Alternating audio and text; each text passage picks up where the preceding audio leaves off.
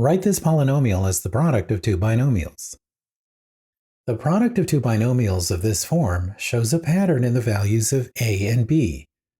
The coefficient of the x term is a plus b, while the constant term is the product of a and b. With this polynomial, this term represents a plus b, and this term represents a times b. If this polynomial can be factored, then we need to find the factors of positive 6 that add up to negative 5. Here are the factor pairs for positive 6, or the a times b. We have 1 times 6, negative 1 times negative 6,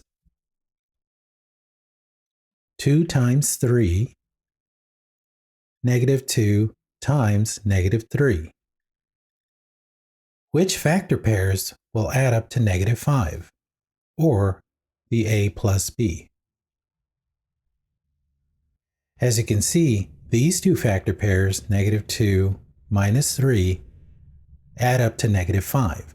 So this polynomial can be factored as x minus 2 times x minus 3.